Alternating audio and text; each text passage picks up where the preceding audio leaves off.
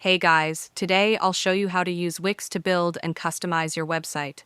Let's get started. To begin, sign up or log in to your Wix account and head to the Wix dashboard. From here, click Edit Site to open the website editor.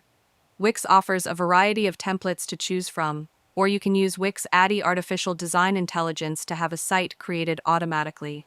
In the editor, you'll see key sections like Pages for adding new pages, add elements to insert text, images, buttons, and forms, and Site Design for customizing layout, fonts, and colors. Wix uses a simple drag and drop interface, so you can easily place and customize content as you go.